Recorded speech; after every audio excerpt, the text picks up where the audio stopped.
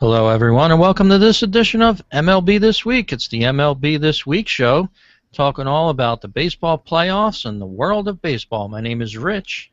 And I'm Gary. We're joining you each week talking all about baseball. And Gary, we just had a breaking news story come over the wire as we're doing the show here on Sunday night, October 5th, 2014. Yes, the Detroit Tigers have been eliminated from playoff contention as the Baltimore Orioles take care of them, sweep them 3 games in a row. And I'll tell you, the Orioles look really hot as we start the playoffs, and now we're starting to really get into it in earnest. And another team could go by the wayside tonight as well, as Kansas City plays the Angels, and they're looking to sweep. Yeah, and Kansas City's been looking tough. Seems like the Angels are sort of had that deer in the headlights type of scenario going on with them. But I kind of thought the Tigers would win this first game in Detroit this afternoon.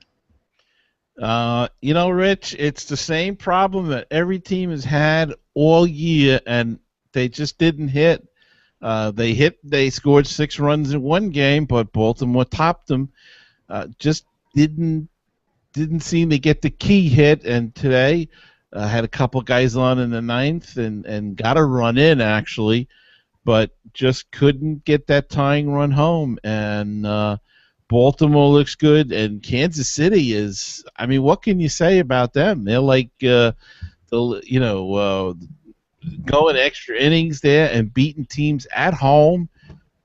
They have been sensational, and they look just like a Cinderella team that can do no wrong. And I think they probably have the attitude that they're playing with house money. They've got nothing to lose at this point. Yeah, and they have a lot of players that are not household names. In fact, most of the players coming up to bat, you have to ask yourself, who's this? But somehow out of the dust of the MLB season, they have rose to the top, and they're certainly showing their true colors here in the playoffs. As we were doing the show last week, of course, the wild card was just about to be played, and a lot of talk about having a 3-game series with that wild card. People enjoy the concept of wild card playoff baseball, but that one and done is just a little bit rough for a lot of fans.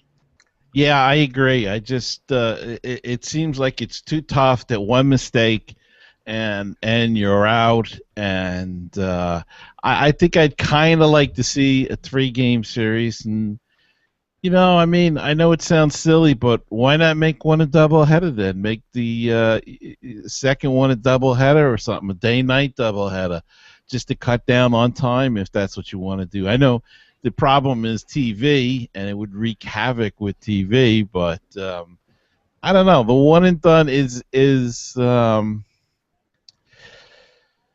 sort of bittersweet. It ends up with a team like the Oakland A's, for example, turned in a magnificent season. They faltered a little bit towards the end of the season, but they had one and done, 12 innings. KC got lucky, so to speak. They pulled the game out 9-8, and now the Oakland A's go back home. But look at the other game in the National League. San Francisco just shellacked Pittsburgh. But maybe if it was a 3-game series, the next game Pittsburgh would have came back. So exactly, it's kind of rough. That would be one thing that I would think might be under consideration at some point in the future, especially with a lot of fans. They have a big letdown after that one game, but it does add some excitement. Yeah, it certainly does, and it's it's not like even like Pittsburgh and Oakland were even in the playoffs now. It doesn't seem like it was almost like they played in a tiebreaker or something. Yeah.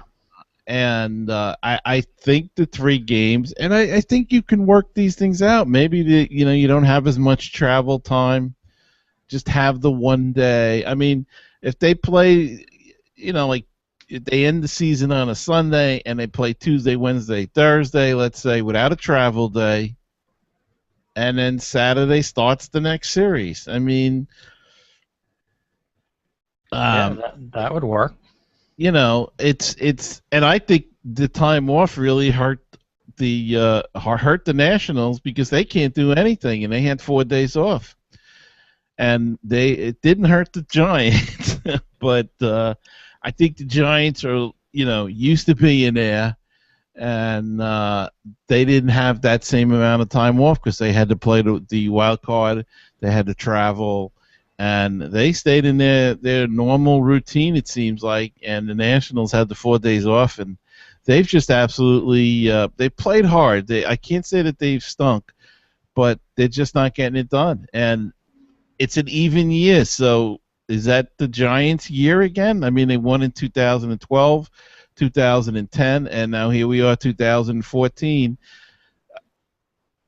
They make believe is that or they say you can't just turn it on in the playoffs. Well, they seem to turn it on in the playoffs, and they're tough. Yeah, they do, and they're a team that has a lot of fight in them. They have Hunter Pence, they have Buster Posey, and they have fixed their pitching problem, it seems. So that's how they're leading their success here in 2014. And tonight, as you said, the next game is just about to start, and we could see the second team into the American League Championship Series. And as you said, it could be Kansas City. They're in the first inning. Here's a game update for everybody that might be listening live. LA is on the board already, 1-0. Mm-hmm. So, I don't know how that happened. I'm wondering. Didn't because my TV's over to the side. So.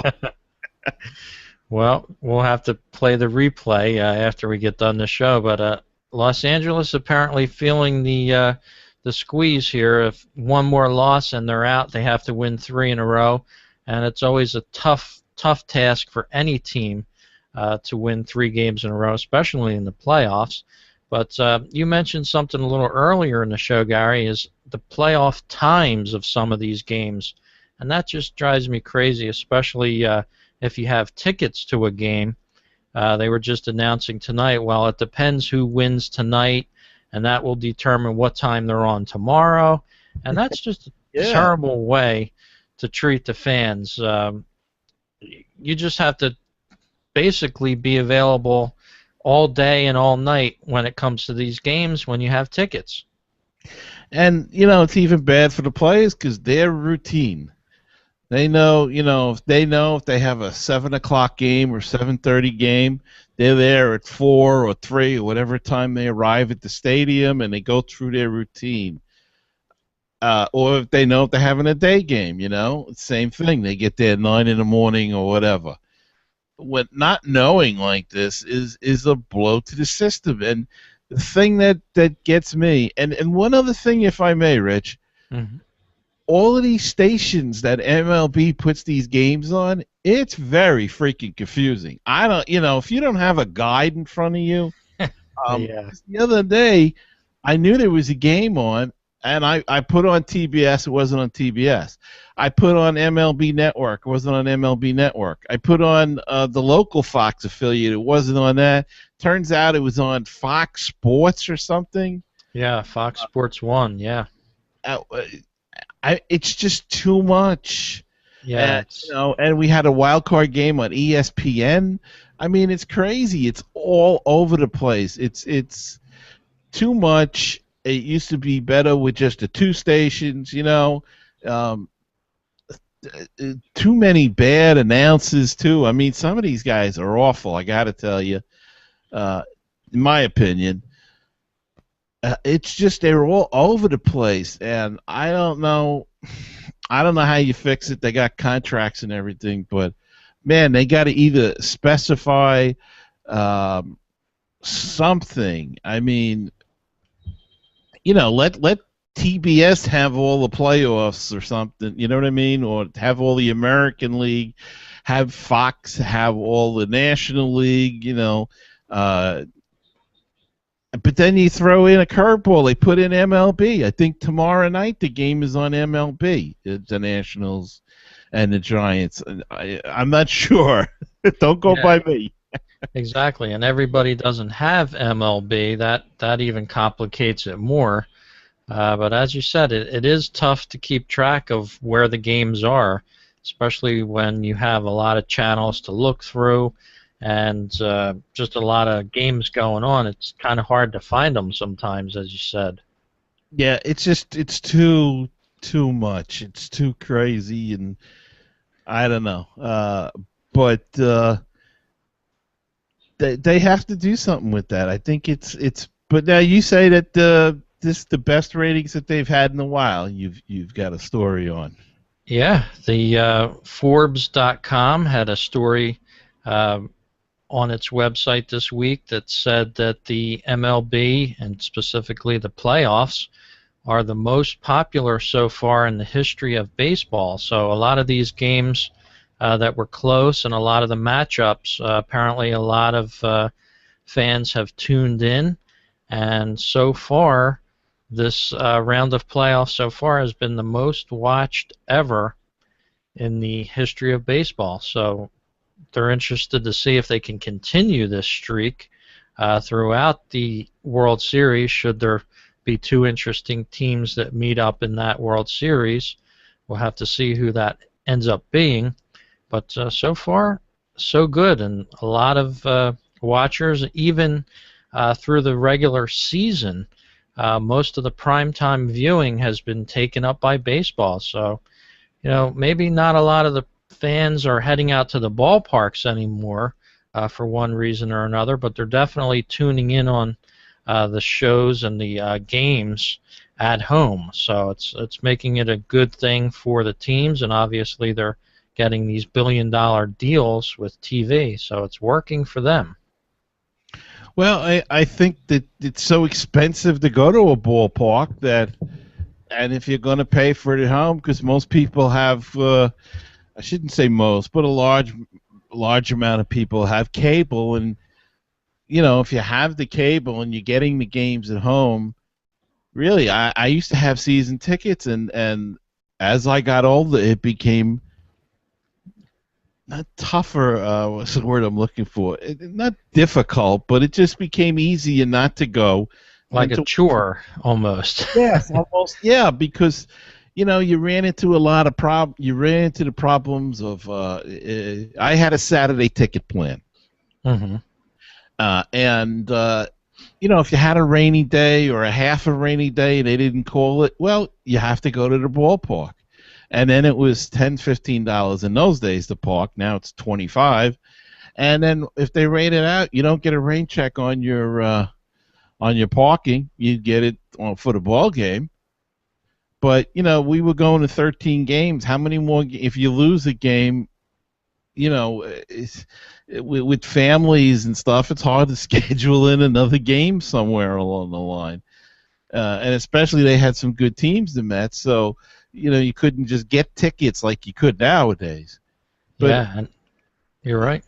And then you find yourself there's birthday parties and weddings and stuff, and you're either giving away the tickets or whatever, and I don't know. It's almost, as you say, like a chore, and it's easier. I enjoy it now, just buying a ticket and going. To be honest with you, once in a while. Yeah, and as you said, years ago, it was very difficult to get tickets late to go to a game. Now, up to 2 hours before the deadline, you could sign on the StubHub and print them out yourself and be on your way. But many years ago, before that existed, you had to actually go physically either pick up the tickets to go or actually have them up at the will call at the window at the stadium. So as you said, yeah, they have made it easier in that respect. But then again, you have the price. The price with a lot of these tickets, here's an article also on Forbes talking about the Los Angeles Angels playoff tickets being 401% more expensive than the regular season prices. So a lot of these teams are charging very high prices for the playoffs. And in fact, the Washington National game the other night, I noticed there was a lot of empty seats. They may have been sold, but there was nobody sitting in them. I don't know if you saw that game. Yeah, I saw some of it, and it's true. I mean, even when they showed you behind home plate, there was some empty seats, and Yeah. I think it's a big factor. I think the costs are a big factor, and I think some of these stadiums that aren't getting the people in, they have to cut the ticket price. And I don't want to hear about, well, we got to, the stadium is so expensive and everything, but you knew that going in. Exactly. And your product is not equal to your ticket prices. I mean, there are some teams out there. Houston, for instance, you're essentially watching a triple A to a quadruple A team as they play young guys that are getting better, and hopefully they'll improve to major league level. But you know what I'm talking about. And do you want to pay? But you want major league prices for that. It doesn't work. It's the same thing with the Mets. The same thing, I'm sure, with the Phillies. The Phillies had sellouts for years. They got to have some cash laying around somewhere, these teams. Sure. And to continue to charge these prices and get a grip on your parking prices. Yeah. I mean, I know somebody that went to Yankee Stadium I think it was the Sunday before Jeter's game, $40 to park. Yeah, that's that's a New York price right there. I mean, it's ridiculous. It's just totally ridiculous, and I know that they they have contracts with these companies and they let them charge whatever they want, but then you gotta crack down on that. Yeah. I mean, Now, I've seen $40 one other time with a game that I went to in San Francisco. They had a private parking lot right across from the door of the stadium of AT&T Park, and that lot was $40 to park in. It was actually about a 5 or 6 story garage. But yeah, you're right. We had to park just down the street from that, and it was $30 to park. That was one of the highest prices I've ever paid to park at a game, and it was quite a walk. Yeah, that's it. I mean, for that matter, if you're going to pay that, then especially if you're visiting someplace like that and you're staying fairly nearby, you're better off getting a cab and letting the cab drop you right at the front door. You're right.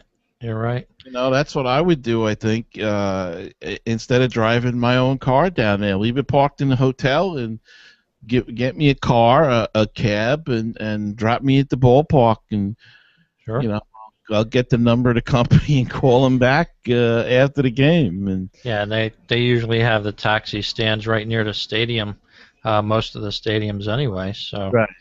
So and that score from Los Angeles, by the way, was Mike Trout's first hit in the playoffs, and guess what it was? for Beggar. It was a home run. So it's kind of fitting for him to go 0-4 for the first couple of games, and now he hit his first career hit in the playoffs, and it's a home run. And he might take off from there. Yeah, that could be the spark for him. Yeah. But you have a story coming up about baseball possibly testing out 6 new rules to speed up some of these games. Well, Rich, they're going to try this in the Arizona League. The MLB's Pace of Game Committee has come up with 6 experimental rules to move things along. They've all been talking about quickening the game of baseball, and they formed this committee earlier this month, and it consists of MLB, MLBPA, and team executives, and they make recommendations that will be tried during this Arizona Fall League, which runs from October 7th through November 15th. And they range from no-brainer ideas to totally radical, ridiculous ideas. So the first one they're trying is that hitters must keep at least 1 foot inside the batter's box at all times, barring an exception like a foul ball, a wild pitch, or if the umpire grants him time out. So that's rule number one that they're trying. They got to keep their foot in the batter's box. The second rule that they're trying is that pitchers must throw a pitch within 20 seconds of receiving the ball. Clocks posted in each dugout will count down to 20 seconds. Now, why have the clocks in the dugout? Why not have one right behind home plate where the pitcher can see it, much like they do in football, and getting the play clock, getting that done. And I think a lot of time is wasted by the pitchers. I was watching the game today, and Bud Norris kept walking around the mound, and it just drives you nuts. But the third rule will be there will be a maximum break between innings of 2 minutes and 5 seconds with a clock keeping track. Hitters must be in the batter's box by 1 minute and 45 seconds. If the hitter's not ready, the umpire can call a strike. If the pitcher doesn't throw a pitch by 2 minutes and 5 seconds, the umpire can call a ball. And what happens if TV's not ready in that time? I guess they have that figured out, that's how long it takes TV to run their commercials. And teams will have a maximum of 2 minutes and 30 seconds to change pitchers with the clock starting as soon as the reliever enters the playing field. And that's rule number 4. The fifth rule, teams are limited to a maximum of 3 mound visits per game, not including pitching changes. This applies to trips to the mound by managers, coaches, and catchers. And, of course, that's the difference there. The catcher can counts in the trips to the mound. But what does that mean, though? I mean, can a catcher stand up and take 2 steps in front of home plate and, say something to the pitcher, or walk? Catches can, believe me, as an old catcher, you can find ways to delay a game. Pitchers no longer have to deliver 4 balls for an intentional walk. The manager can simply signal to the umpire that they want an intentional walk. Not sure about that one myself. I think it kind of adds to the mystery of the game a little bit, or to the if some pitchers have a hard time throwing that intentional walk, and I've seen it happen where people, pitchers thrown it away, and it's really allowed runners to get ahead and score possibly. Don't know about that one, but they're going to try it out, and we'll see how it works. Yeah, that's an impressive list of timed type of items that they're trying to institute, but I'm wondering who's going to keep all these time clocks, and how are they going to enforce it? That one thing baseball usually does is have its own way of dealing with time, and some players are a little slower and some players are faster, but I don't know. I don't think that time is a real problem when it comes to Major League Baseball. If a game only runs 2 hours, you kind of feel cheated in a way anymore, because you're paying a lot of money to see the game, and you want to be there a little bit more. You just don't want to be there like a movie for, an hour and a half or 2 hours. So I'm not quite sure where all this time aspect is coming from, but now that you mention time, Gary, the longest ever Major League Baseball playoff game was played the other night with the Washington Nationals and the San Francisco Giants right there at Nationals Park, and wow, that was a marathon. That was a crazy game. That was a great game. Unfortunately for the Nationals, they just had a lead going into the 9th inning, and I think 8 2/3 innings or 8 1/3 inning they were leading, and then the Giants put together a scoring chance and got that run in, tied it up, and then they went a whole nother ball game and got done after midnight, I think. In the game, it started like at 5:30, so I think that was roughly the time on that. But unbelievable. What can you say? Again, Washington couldn't get the key hit, and the Giants, the Brandon Belt hit a homer to win the game, and he got the job done. Yeah, it was 6 hours and 23 minutes. Went 18 innings, and as you said, it was a great game, and that's what we love about the game. It's not controlled by time. It's not like a football game where time is going to run out on you. You generally have that feeling with baseball, and I don't think they should try to tinker with that. But we'll see what happens. Yeah, maybe a few things. I don't see a problem with making the pitcher throw a little bit quicker. I don't know if 20 seconds is enough time. And the batter's getting out of the box for every pitch.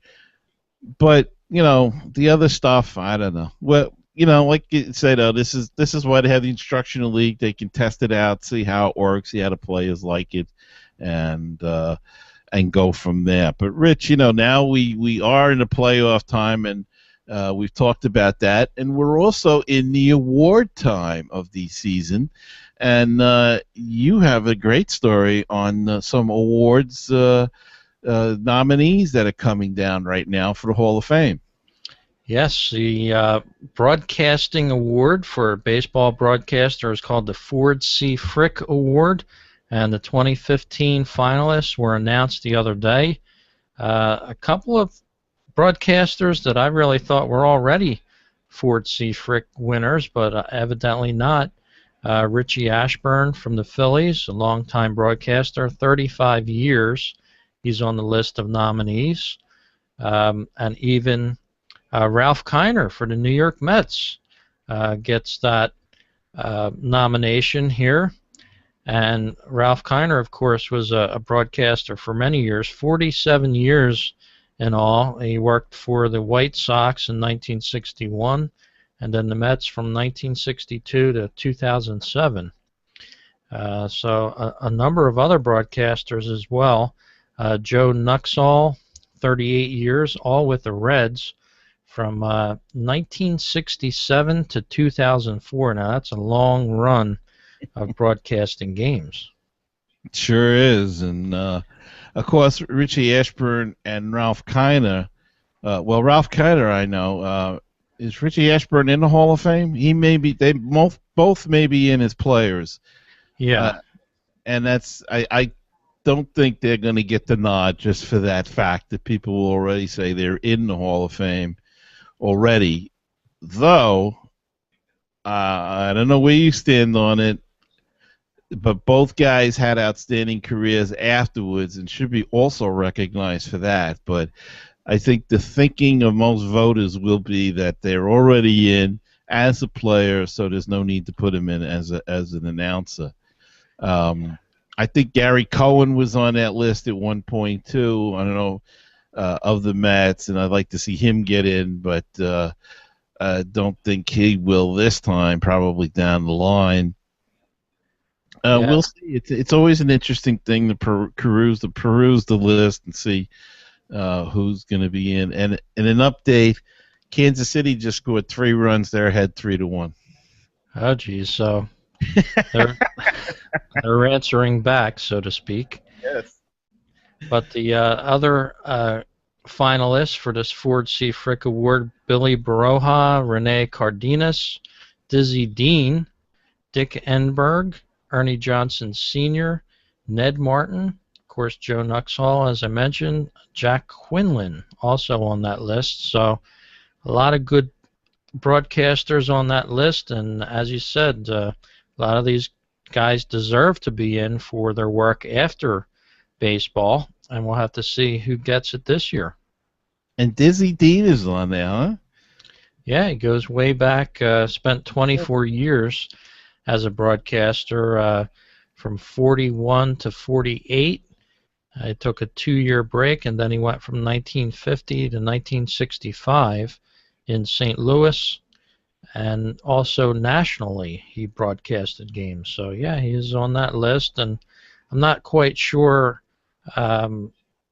how they get on the list, how they're nominated, if they can appear on multiple lists. I'm sure this isn't the first time for him, but yeah, it's an impressive group of broadcasters there. Yeah, it's an interesting group and an interesting thing to watch and to wait. I think the election is in December sometime at the winter meetings probably, and we'll know by then who gets on. So Yes, indeed. So, Broadcast Award finalists announced this week, and of course, a lot of the other awards will be announced in baseball and the nominees. So we'll have to keep an eye on that for you. We'll be talking about that on a future show on MLB This Week. And I wanted to encourage our listeners to stop by our website. It's called MLBThisWeek.com. You can find all of our older shows there and links to our podcast where you can find this show. You can find it on Stitcher Radio, iTunes, and also Podomatic.com. that's right, and you can email us if you'd like with questions or comments or anything at all. You can send that email to talk@mlbthisweek.com, and we'll read it on the air. We'd love to hear from you, so get those cards and letters out there. Absolutely. We like to hear good or bad. If you have something to talk about, you want us to cover, or you have a comment about the show, please send it in to us. Give us some feedback on what you like about the show, or for that matter, what you don't like about the show. Yeah. And what we don't like is something about the next story. Ryan Braun, who outright lied when he said he took steroids, is going to have some surgery. You have a story on that? Well, he's already had it. It's a new type of procedure. Since coming back, Ryan Braun was troubled with a bulky thumb, and he had he's hoping that a cryotherapy surgical procedure performed on his right thumb will relieve nerve irritation that plagued him for the last 2 years. But he's also the first Major League Baseball player to undergo this kind of surgery, and the Brewers' assistant general manager, Gord Ash, just isn't sure if it'll work. So this is going to be interesting to see because, what happens if it doesn't work? I mean, is he finished or what? But from MLB.com, they said that a specialist, Dr. Vernon Williams, inserted a needle at the base of Braun's right thumb to essentially freeze a troublesome nerve that forced Braun to alter his mechanics, rendering him swing, as Braun put it, one-handed. This is a technique that they have done with other athletes, but not with a baseball player. Gord Nash said, so I wouldn't call it experimental, but we are obviously breaking some new ground here. So it would be interesting to see if this works, because we've heard of this before where, they insert this needle and do take care of a nerve. And I guess the idea that it freezes it out, and so it doesn't irritate, doesn't rub anymore and bother you. And hopefully it'll work, and let's see what Ryan Braun can do. I know that he had the steroids, but he seems to have overcome that now. He is saying all the right things, doing all the right things, made all his apologies to the people in Milwaukee, and Rich, if he starts hitting, people will be okay with everything. So yeah, they'll forgive and forget for sure. And he's set to make $12 million in the coming season in 2015, and of course the big contract that he signed before all the steroids were known about kicks in, a 5-year, $105 million contract that starts in 2016. So Ryan Braun has a lot of money on the table and an injury to deal with. So as was noted in that story, right now there is no plan B as far as treatment for him. So we'll have to see if his career can continue even. But for that kind of money, I guess you'll try anything. $105 million is a lot to leave on the table. Yes, it certainly is, and I think, like you said, they'll try anything, and they'll see if this works, and who knows? We go from there. I mean, it's not like a quack thing, so there's got to Like be some success in certain, and as we all know, baseball player in his hands are very important. It's just the whole thing. very much so. Well, an article in today's Philadelphia Inquirer is next up on the list here of baseball stories that you might have missed in the week of baseball. And if you're interested to read this, go to Philly.com.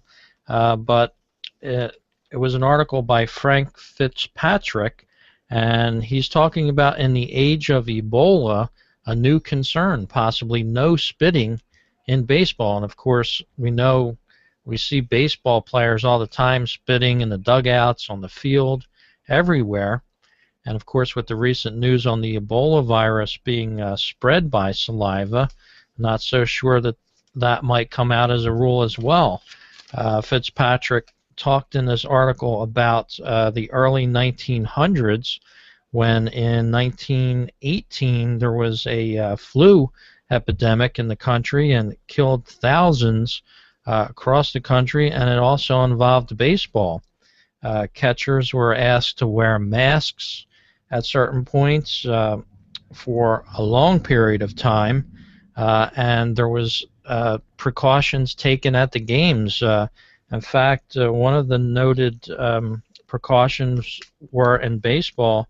In Detroit, they could hold baseball games, but only if it was free of charge. Back then in the 1918 period, when this flu really devastated a lot of people. In Philadelphia, it actually states in the article 12,191 residents died in a 4-week period. And it's just one of these things where we never had to deal with something like this in our lifetimes, unless you're 100 years old and remember that.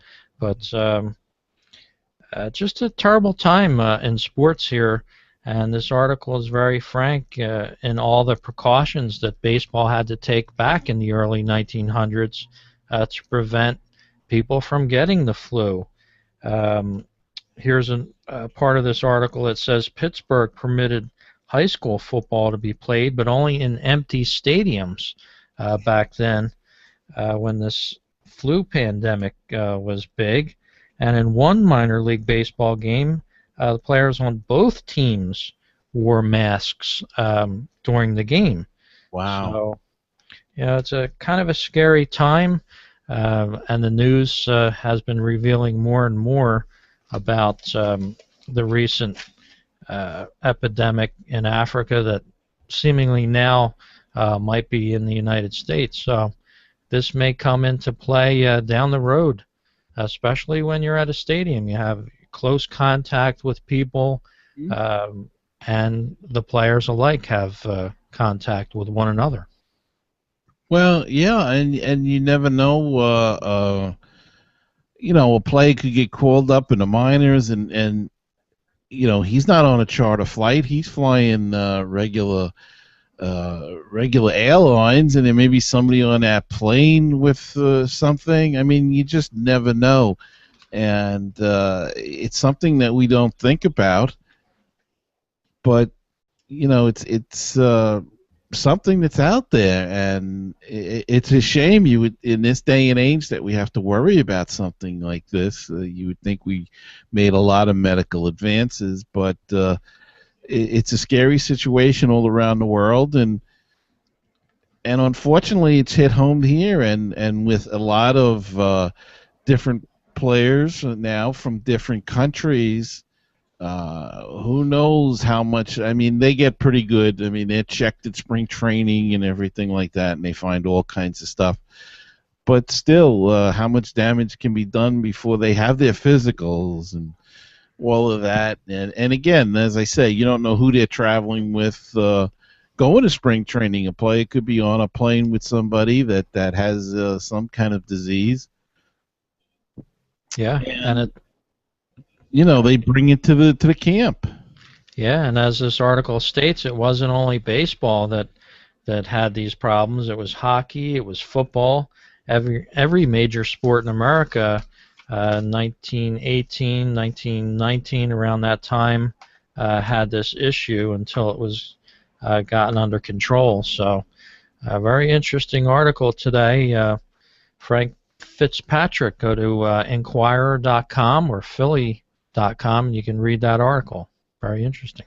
And it's interesting that you mentioned the football and the hockey, because even with baseball, at least in the American League, they do play in Canada, and you're in an airport there. Of course, hockey, they're in the United States and Canada. Even football, not that they're playing in Canada, but they play a couple of games in London already. So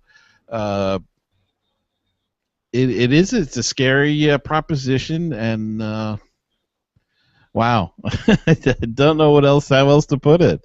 Yeah, it's very very concerning. Certainly is. You have a story to lead us off of the show tonight here on MLB This Week, and that one is concerning the Arizona Diamondbacks. Well, Rich, remember a couple of weeks ago, Kevin Towers was relieved of his duties as general manager of the Arizona Diamondbacks, and they have since named Dave Stewart to be the new general manager, and they fired manager Kirk Gibson. Well, the other day he told the team that he is leaving the organization. Apparently they were willing to reassign him, keep him in the organization at some office, but he decided not to take that, and he is departing from the organization. The Diamondbacks also said that the contract of assistant general manager Billy Ryan will not be renewed. In a statement, team president Derek Hall said that for Towers to remain would have created an awkwardness with the new management. It seems a little odd, though, that they let him stay around this long and had him make the decision. Usually if they fire you and kick you out, Yeah. Why they let him hang around and stuff, and it seems from this article that he could have stayed if he chose to. But now the team president says it would have been awkward if he stayed. So probably they said, we'd like to keep you, but we suggest that you leave, and here's your paycheck for the rest of the year, so get the heck out the door. Yeah. But Kevin Towers says goodbye to the Diamondbacks, and there'll be a whole new regime in there. Yet to name a manager. Texas is yet to name a manager, and did I forget anybody? Probably a lot of openings. Yeah, Houston. I don't think they named a manager yet, and it looks like the Braves got rid of their general manager, but Freddie Gonzalez will be coming back as manager. So. Yeah, and a lot of Brave fans not all happy with that, but you'd have to tune into an edition of Atlanta Baseball Talk, which you can find on baseballtalkradio.com. Find out more about that, and interesting that they broke ground down there in Atlanta on that new stadium, Gary. New stadium coming to Atlanta, I think 2016. Yeah. And it's slightly out of town. I guess they're reversing the trend now of all the cities are going back downtown with new stadiums. Now they're moving out to a suburb. So I don't know. Is that going to be the next trend? I think we're good for a number of years, though, because everybody got a new stadium, it seems like. Yeah. I don't think there's any new stadiums other than the Atlanta Stadium on the horizon. The Mets, Minnesota, the Yankees, who else?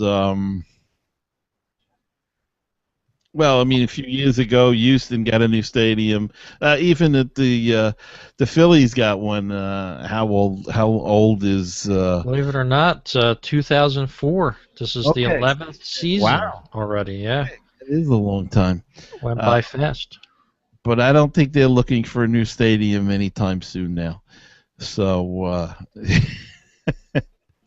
Well, send us your emails in talk at MLBThisWeek.com. And Gary, another great week of baseball talk, and we have another great round of playoffs to look forward to.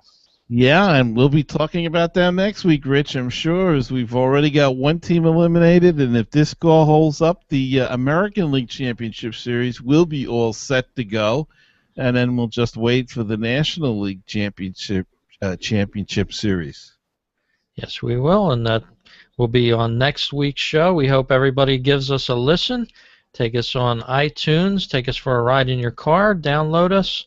You can find us on YouTube as well. Our video edition of MLB This Week is there. And Gary, another great show. Looking forward to next week already. And so am I, Rich, and I'll see you then.